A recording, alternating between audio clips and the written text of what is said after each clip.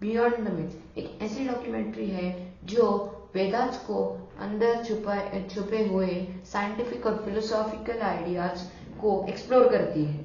या लोग वेदास को सिर्फ धार्मिक समझते हैं, लेकिन इस फिल्म में हम देखेंगे कि कैसे वेदास में लॉजिकल रीजनिंग, कॉस्मोलॉजी और डीप फिलोसॉफी छुपी हुई है, जो आगे चल के इंडियन सिस्टम को फाउंडेशन बनी।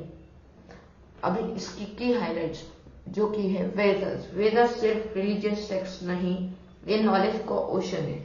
जितना अंदर हम उस ओशन के अंदर जाएंगे उतने हमको सीक्रेट्स और मिस्ट्रीज देखने को मिलेंगे। फिर आते हैं हमारे कवर्स, जो हम लोग इस पूरे वीडियो में कवर करने वाले हैं ओल्ड साइंस, फिर लॉजिक, कॉस्मोस एंड फिलोसॉफी।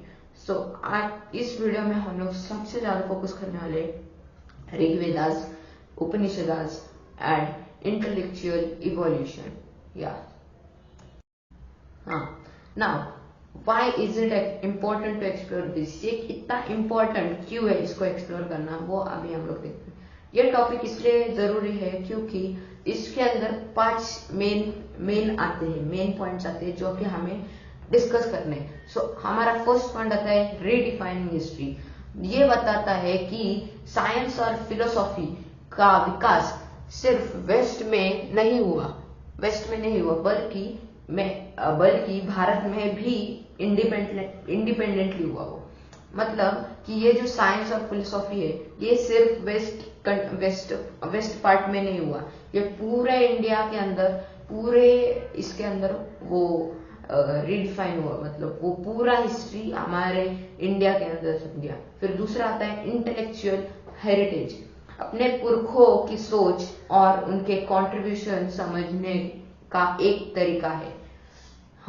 अपने जो पूर्वजों के बारे में, जो वो कैसी सोच रखते थे, कैसे वो अपनी कौन सी भी चीज वो अपनी कंट्रीब्यूट करते थे, ये एक बेस्ट तरीका है। फिर तीसरा आता है हमारा साइंस और स्पिरिचुअलिटी का ब्रिज। साइंस तो आपको पता ही होगा, पर स्पिरिचुअलिटी ये एक ऐसा एलिमेंट है या फिर एक ऐसी टर्म है जो कि पूरे ये विश्व को कंट्रोल करती है। यानी कि वेदास दिखते हैं दोनों एक दूसरे से जुड़े हुए। आपने वो कहावतें सुनी होगी, कॉइन के 2 हिस्से होते हैं, एक सही वाला एक गलत वाला, हेड और टेल्स होता है। तो सेम उसी लॉजिक की तरह ये है। और अभी आता है हमारा इंस्पिरेशन फॉर थिंकिंग। जो इंस्पिरेशन पुराने लोगों को कैसे सवालों का समाधान ढूंढते हैं, उससे आज के लोग भी क्रिटिकल थिंकिंग सीख सकते हैं। या पुराने लोगों की तरह हम उतने एक्टिव नहीं है, क्योंकि पुराने लोगों को हम जितने भी आज तक हम लोग जी रहे हैं, पुराने लोग रात को भी जगते थे, क्योंकि रात का उनका टाइम जो प्रोडक्टिव था वो उनके प्रोडक्टिव टाइम में ही अपना वो प्रोडक्टिव टास्क करते थे।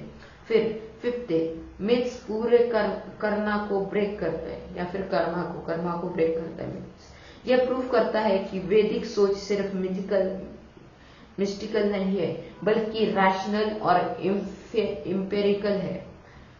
या तो नेक्स्ट टॉपिक आता है अपना when were the Vedas written. अभी ये जो ऋग्वेदा है इसको अप्रोक्सीमेटली 1500 to 1200 BCE के बीच कंपोज किया गया, मतलब पब्लिश किया गया था। बाकी वेदास, यजुर्वेदा, सामवेद, अथर्ववेद उसके बाद आए थे। तो पूरे वैदिक पीरियड को 1500 से फिर 600 BC को तक माना जाता था। तो इम्पोर्टेंट पॉइंट इसमें यह है कि 1500 to 600 BC से वैदिक पीरियड चालू हो गया था। और जो ओरल ट्रेडिशन थी, पहले लिखा नहीं गया था बल्कि सुनाया गया था, मतलब सारे लर्न करके वो सबको सुनाते थे। इसका एक एग्जांपल है श्रुति ट्रेडिशन। तो नेक्स्ट आता है हमारा when did these ideas originate, ये कहाँ से आए थे। तो ये जो इन आइडियाज का विकास हुआ था ऋग्वेदा के समय पे। जो सबसे पहले वेदा जो आई थी वो थी ऋग्वेदा, यानी अप्रॉक्स 1500 BCE में, 1500 BC के बीच में ये सारे आइडियाज आए थे ऋग्वेदा के अंदर। फिर आगे के टेक्स्ट जैसे उपनिषद और या दीपे डीप होते गए, सारे डीप पूरे उपनिषद में फुल डीप होते गए। फिर 600 BC तक विकास चलता रहा। फिर इसमें जो कोर आइडिया था वो बस एक ही था कि फिलोसॉफी और science were evolving gradually during the वैदिक एरा। जब तक वैदिक पीरियड चल रहा था, ये जो साइंस और फिलोसॉफी के जो जितने भी फाउंडेशन थे, ये सारे साइंस को और फिलोसॉफी को इतना बढ़ाने में इतना टारगेट था उनका कि बस साइंस और फिलोसॉफी बढ़ जाए। सो अभी नेक्स्ट आता है हमारा कि ये वेदा किसने लिखे, क्यों लिखे, और ये इनका कंट्रीब्यूशन वैदिक थॉट के ऊपर क्या था। तो वैदिक वेदास की एक ऐसी व्यक्ति नहीं लिखे, मतलब वो सारे मौखिक भाषा में थे, मतलब सारे उनको बोल के सुनाते थे कि ऐसा ऐसा वैदिक पीरियड में हुआ था। पर ये श्रुति डिवाइन रिवोल्यूशन, ये जो रिवॉल्यूशन हुआ था, माना जाता है कि ये जो ऋषियों ने सुनना और याद रखा कुछ प्रोमिनेंट ऋषि थे, जैसे कि Vishwamitra, Vashishtha, Atri, भरद्वाजा, Canva etcetera etcetera. ऐसे बहुत सारे ऐसे प्रोमिनेंट ऋषि थे जिन्होंने इतना सुना और इतना याद रखा, जिसके कारण हम सबको इतना वेदास के बारे में पता है। अब इंपॉर्टेंट पॉइंट इसमें आते हैं कि कोई भी ऑथर नहीं थे उस टाइम पे, सारे के सारे पूरे ऋषि ही थे जो इनको समझ पाते थे और जो यहाँ पे ध्यान रख पाते थे, कोई भी राइटर्स नहीं थे। फिर आता है हमारे कलेक्टिव विजडम, कोई भी इंसान कुछ भी वर्क नहीं कर रहा था उस टाइम पे। फिर लेटर ऑन इसके बाद उपनिषदिक थिंकर्स ने इस आइडिया को एक्सपेंड किया, मतलब इसके बारे में और रिसर्च हुई, और रिसर्च होने के बाद उन्हें बहुत सारी चीजें पता चली। और अपना फाइनल टॉपिक आता है हाउ डज द वैदिक literature contain scientific and philosophical insights. यह पूरा इसमें वैदिक लिटरेचर में कैसे साइंटिफिक और फिलोसॉफिकल इंसाइट्स कैसे इसके अंदर आए, वो आज हम लोग इस पॉइंट पे डिस्कस करने वाले हैं, जो कि हमारा मेन पॉइंट है इस वीडियो का। तो वैदिक टेक्स्ट में कई साइंटिफिक और फिलोसॉफिकल आइडियाज है जो रिचुअल के पीछे छुप कर आए हैं। सो फर्स्ट हमारा आता है एस्ट्रोनॉमी और कॉस्मोलॉजी। एस्ट्रोनॉमी मतलब स्पेस की स्टडी, स्पेस के भी पीछे बहुत सारे राज आपने देखे होंगे।